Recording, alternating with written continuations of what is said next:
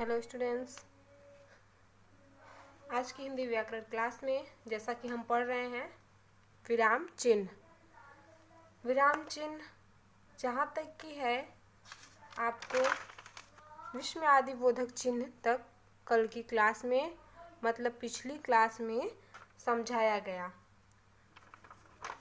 विराम चिन्ह की क्या परिभाषा होती है, विराम किसे कहते हैं, विराम के कितने भेद होते हैं, वो आपको यहाँ पे दर्शाया गया है और बाकी के इनकी परिभाषाएं कुछ आपको बता दी गई हैं। जैसा कि यहाँ पर है विस्मय आदि बोधक चिन्ह। आपने पिछली क्लास में विस्मय आदि बोधक चिन्ह तक के टॉपिक को पढ़ा था। अब आज की क्लास में हम उसके आगे की टॉपिक समझेंगे, जैसा कि है उद्धरण चिन्ह। अब हमारा रह जाएगा, आज हम पढ़ेंगे उद्धरक, कोष्टक और योजक। ये तीन चिन्ह आज हम पढ़ेंगे। तो चलिए स्टार्ट करते हैं आज की क्लास उद्धरण चिन्ह से।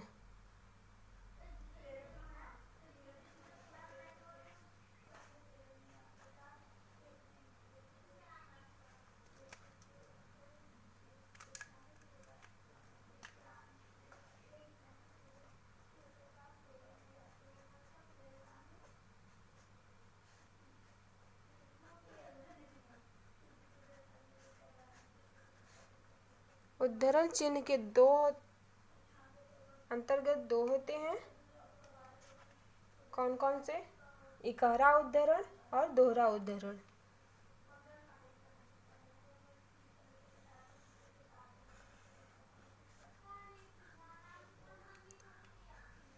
इकहरा उद्धरण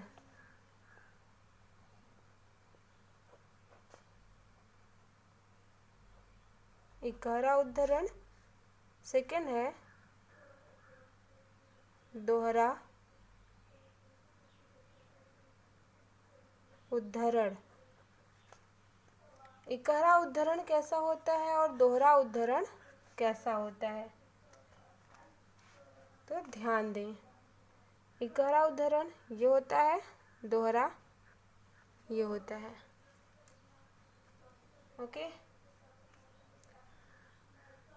अब देखिए इकहरा उद्धरण, ये जो इकहरा उद्धरण है ये कहाँ प्रयोग होता है और इकहरा उद्धरण किसे कहते हैं।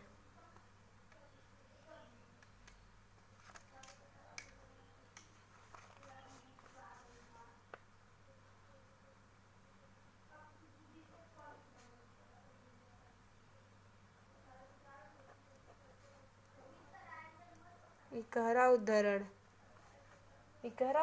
यह चिन्ह पर ध्यान दीजिए, यह चिन्ह विशेष रूप से पुस्तक, नाम, वस्तु या व्यक्ति के लिए लगाया जाता है।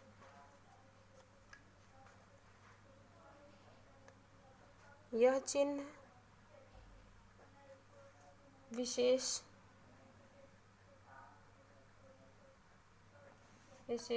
शब्द,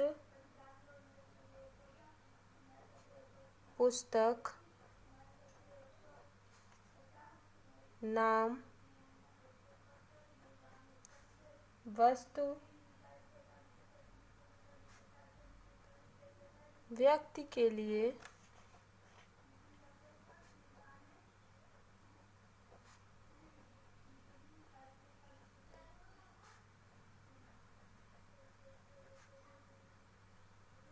लगाया जाता है ना।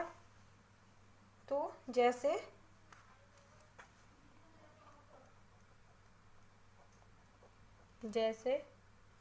इस पुस्तक का नाम नवीन हिंदी व्याकरण है। इस पुस्तक का नाम नवीन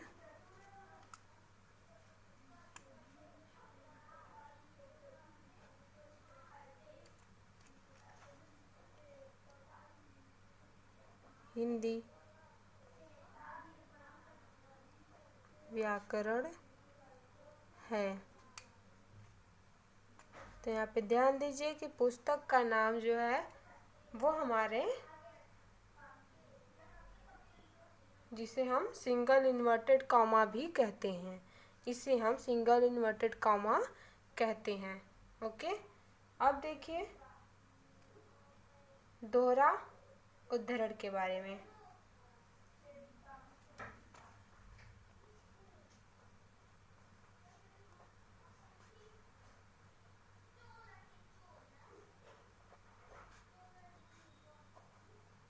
दोहरा उद्धरण, दोहरा उद्धरण किसे कहते हैं? मतलब इस चिन्ह का प्रयोग किसी के द्वारा कही गई बात ज्यों का त्यों, जैसी उसकी भाषा है, उसकी जिसके जैसे उसके शब्द हैं, उसी शब्द को रख देना ही इस चिन्ह के अंतर्गत आता है। जैसे इस चिन्ह का प्रयोग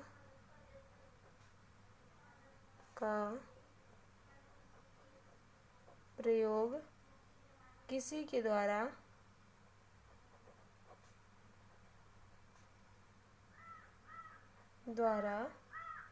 कही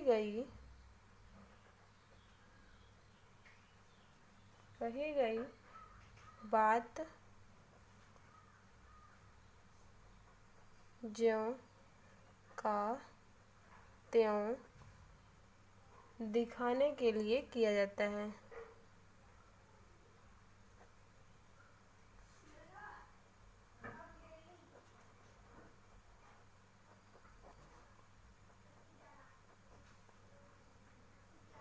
दिखाने के लिए किया जाता है। तो ध्यान दीजिए कि यहाँ पर मतलब किसी के द्वारा कही गई बात को ज्यों का त्यों रख देना ही इस चिन्ह के अंतर्गत आता है। जैसे महात्मा गांधी ने कहा,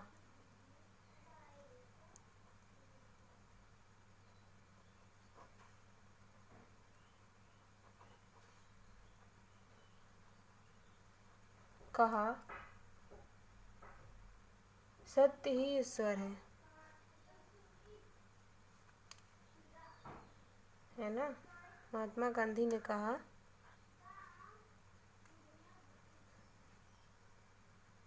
सत्य ही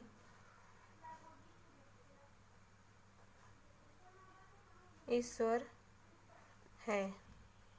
इसे हम डबल इन्वर्टेड कामा भी कहते हैं। ओके, अब चलिए देखें। तो यहाँ पर हम देखें उद्धरण के दो भेद होते हैं, इकहरा उद्धरण और दोहरा उद्धरण। इकहरा उद्धरण यह चिन्ह किसी विशेष शब्द या वस्तु या पुस्तक या व्यक्ति के लिए लगाया जाता है, और दोहरा उद्धरण जो है ये किसी के द्वारा कही गई बात ज्यों का त्यों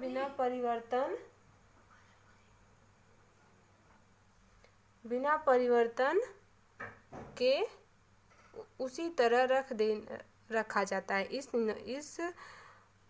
चिन्ह में किसी के द्वारा कही गई बात ज्यों का त्यों रखा जाता है। वो मतलब ये जो चिन्ह है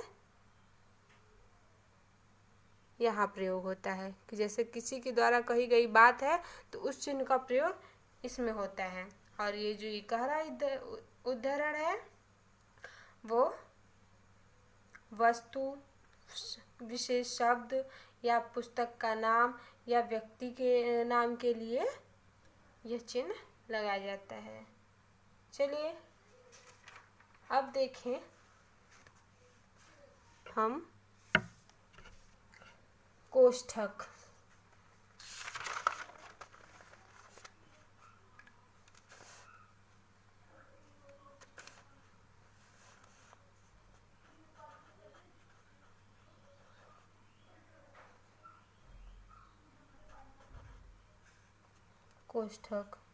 कोष्ठक कौन सा? ये कोष्ठक होता है। ओके,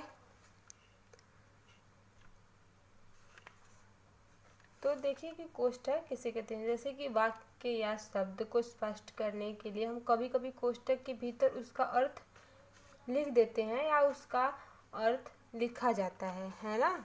तो कई इसकी परिभाषा जाने।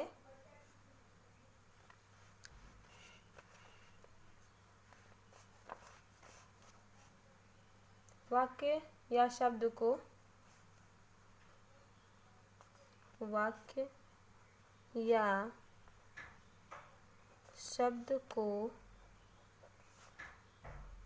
स्पष्ट करने के लिए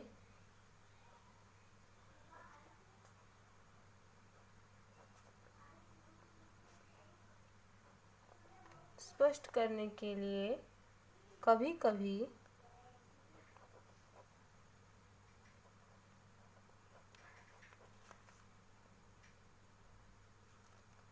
कभी कोष्ठक के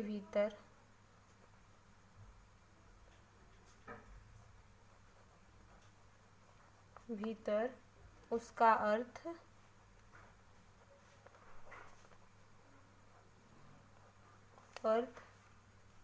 लिख दिया जाता है।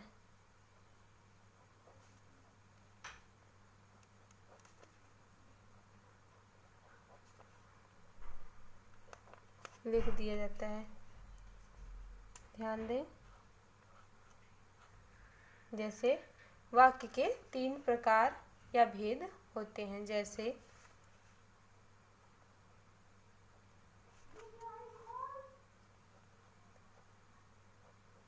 वाक्य के 3 भेद कोष्ठक में देखें,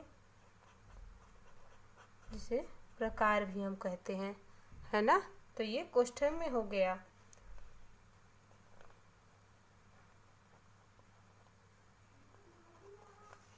डोंट वरी, ये एग्जाम्पल दैट वाक्य के 3 प्रकार या भेद होते हैं। तो कुछ जो आंसर होते हैं, मतलब कि जो अर्थ होते हैं, वो हम अगर कोष्ठक में लिख देते हैं, उसे इस कोष्ठक का प्रयोग ऐसी जगह पे किया जाता है ना। क्लियर हो जाएगा। एक बार और रिपीट करेंगे। अब आ जा रहा है हमारा योजक चिन्ह, है ना। लास्ट है हमारा योजक।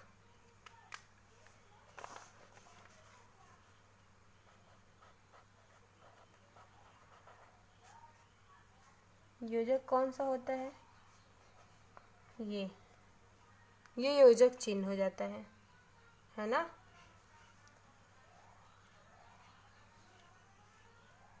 अब योजक कहाँ पर प्रयोग होता है? जैसे योजक का प्रयोग शब्दों के जोड़े के बीच, है ना।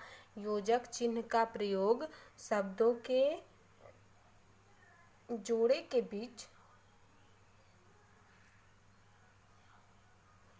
समझ रहे हैं बात को। इस योजक चिन्ह का प्रयोग जोड़ों के बीच शब्द को दोहराने की स्थिति में तथा शब्दों को दोहराने की स्थिति में तथा सा, से, सी के साथ किया जाता है।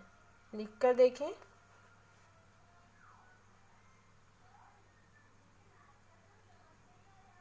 इस चिन्ह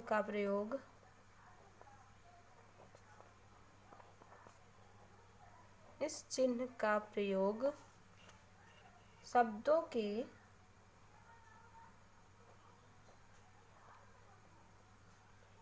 जोड़े के बीच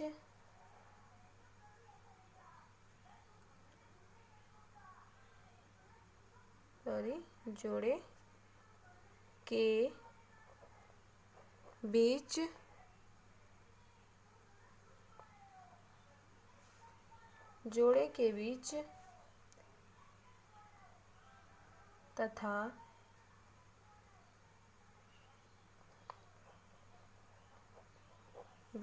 शब्दों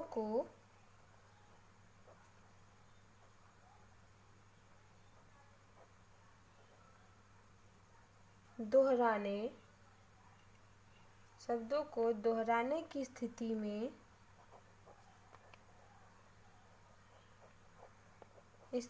में तथा सा,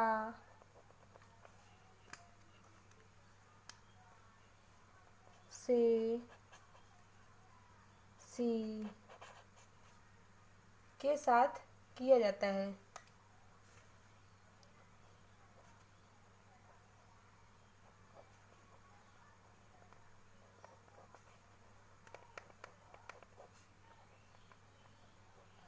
ध्यान दें कि इस चिन्ह का प्रयोग शब्दों के जोड़े के बीच एग्जाम्पल से समझेंगे, ज़्यादा बेटर होगा, जल्दी से आपको समझ में आ जाएगा, उससे कोई प्रॉब्लम नहीं होगी। ज़्यादा हम समझ रहे हैं कि ये परिभाषा जो है आपको थोड़ा टफ लग रहा है या बहुत लॉन्ग लग रहा है, तो लॉन्ग नहीं है, समझने का, बस समझिए आप लोग, और कुछ भी लॉन्ग नहीं है।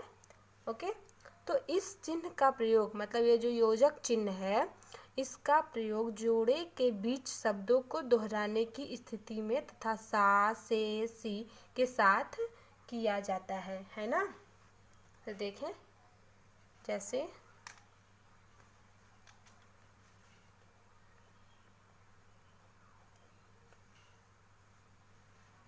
जैसे अमीर गरीब, अमीर गरीब। तो ध्यान दें कि यहाँ पर ये जो योजक चिन्ह है इसके बीच लग जाएगा सुख दुख, है ना, सुख दुख, तो इसके बीच ये लग जाएगा। ओके, गुलाबी सी,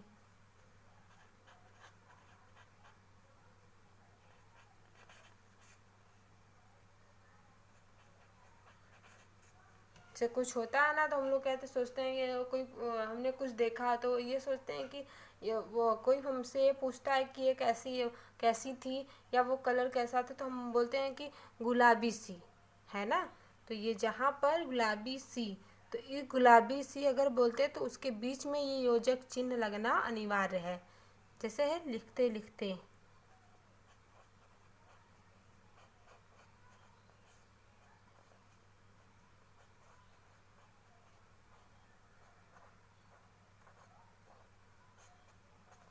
है ना, लिखते लिखते आदि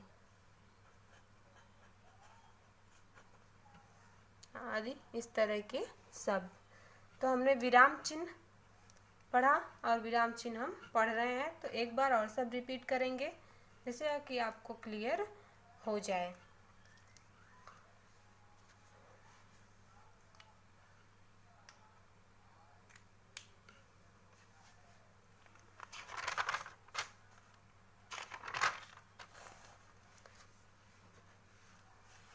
ध्यान दें कि हम पढ़ रहे हैं विराम चिन्ह। विराम चिन्ह, विराम किसे कहते हैं, पहले ये देखें विराम किसे कहते हैं। तो विराम का अर्थ होता है रुकना या विश्राम लेना, है ना, रुकना या विश्राम लेना। अब जैसे वाक्य जहाँ पर पूरा हो जाए, है ना, जहाँ पर वाक्य पूरा हो जाए वहाँ पर हम विराम लेते हैं या रुक जाते हैं ना। जैसे कि बाजार से क्या क्या लाए हो, तो यहाँ पे रुक गए हैं, तो ये विराम चिन्ह हो गया है। चीनी, चावल, दालें और आटा लाया हूँ, तो यहाँ पे कॉमा की ज़रूरत है क्योंकि हम धीरे धीरे बोल रहे हैं, एक एक शब्द बोल रहे हैं। तो ऐसे विराम चिन्ह हो जाता है और लगाया जाता है।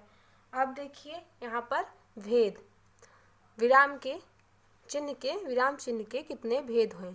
विराम चिन्ह के 8 भेद हैं। कौन कौन से? पूर्ण विराम, यहाँ पर चिन्ह भी बताया गया है।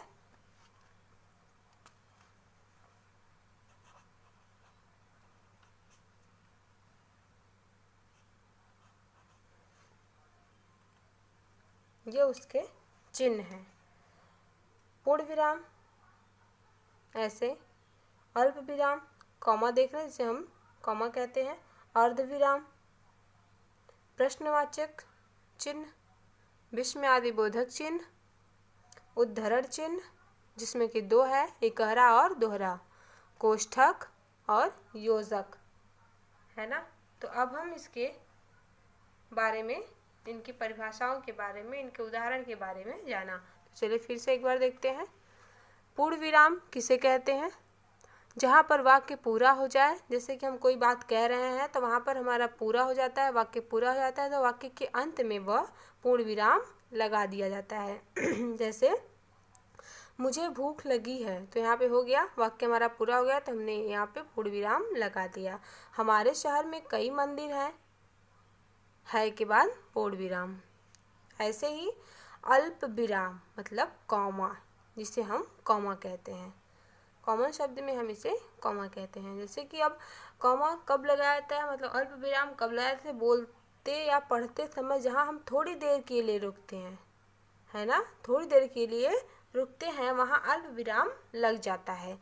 जैसे माँ ने पनीर कोफ्ता, थोड़ी देर के लिए रुक रहे हैं, है ना, थोड़ी देर के लिए हम रुक करके बोल रहे हैं। तो देखिए, माँ ने पनीर कोफ्ता आलू दाल और भिंडी बनाई है। यहाँ पे वाक्य पूरा हो गया तो विराम चिन्ह लग गया, मतलब पूर्ण विराम लग गया। अब देखिए अर्ध विराम।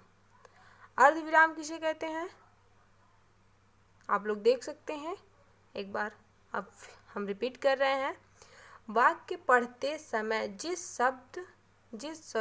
वाक्य पढ़ते समय जिस स्थान पर अल्प विराम से कुछ अधिक और पूर्ण विराम से कुछ कम रुकना पड़े, मतलब पूर्ण से कम रुकना पड़े और अल्प से अधिक रुकना पड़े, वहाँ हम अर्ध चिन्ह लगाया जाता है या उसे हम अर्ध विराम कहते हैं। जैसे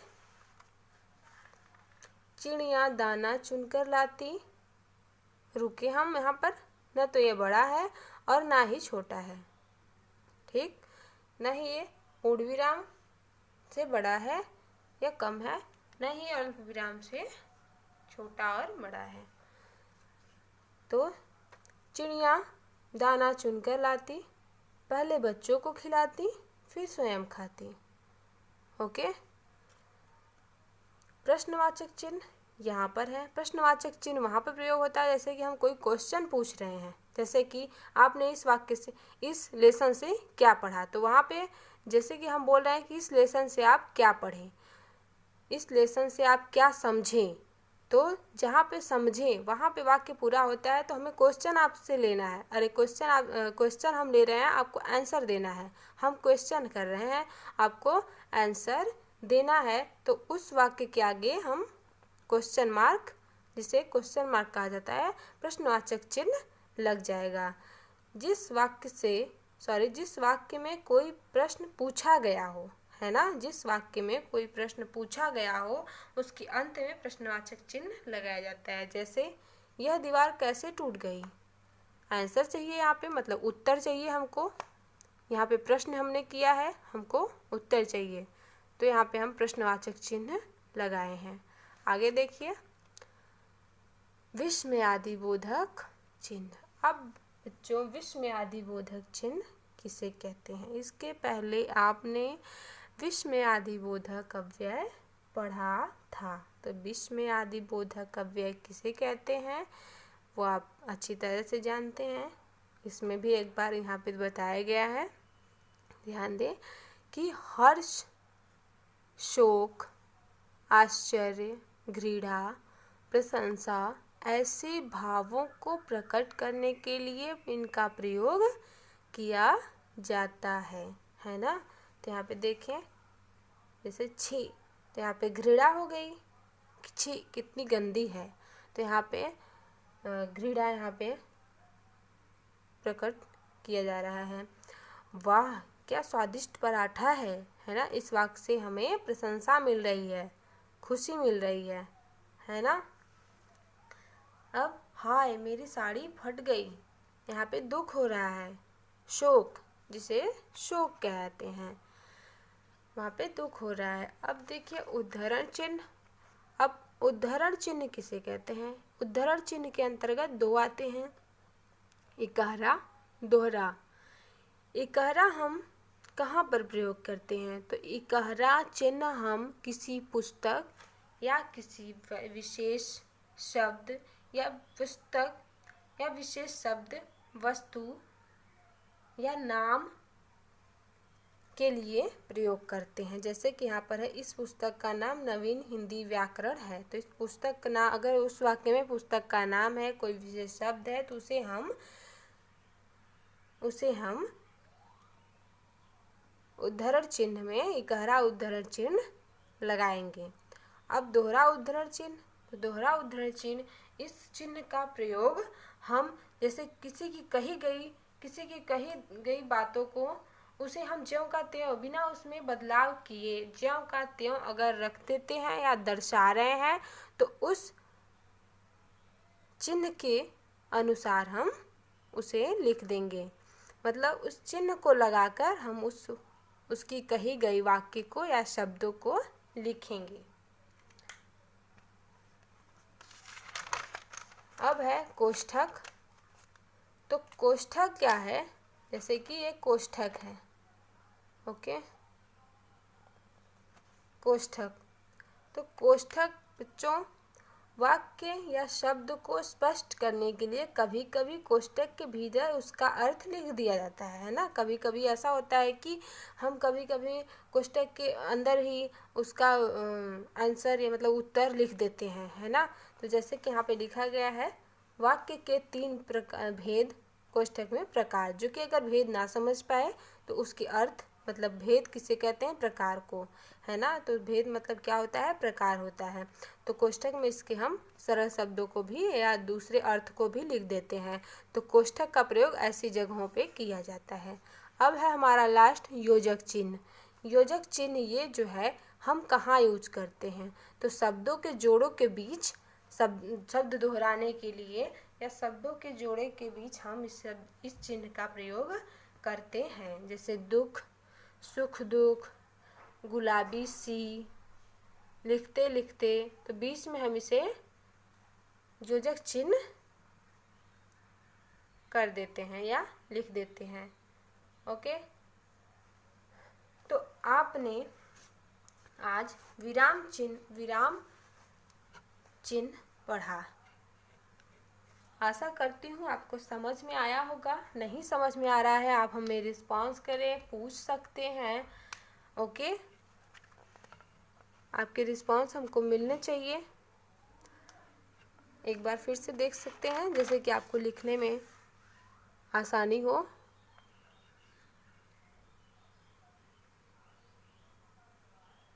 यह है उद्धरण चिन्ह, उनकी परिभाषा और उनके 2 भेद हैं। उदाहरण सहित आपको क्लियर कराया गया। विराम चिन्ह, उनकी परिभाषा और उनके भेद मतलब प्रकार चिन्हों के साथ।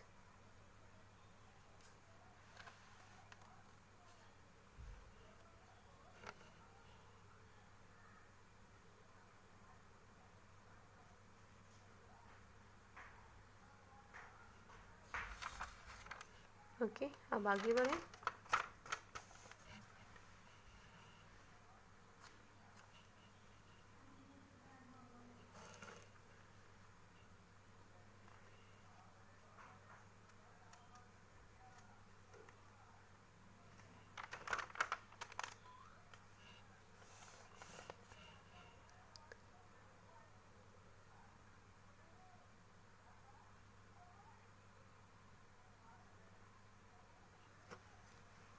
ओके स्टूडेंट्स, तो आज की क्लास में हमने विराम चिन्ह पढ़ा, है ना। विराम चिन्ह तक हम व्याकरण में पढ़ रहे हैं, पढ़ लिए हैं। आपको समझ में आ गया होगा, नहीं आया होगा आप हमसे पूछ सकते हैं।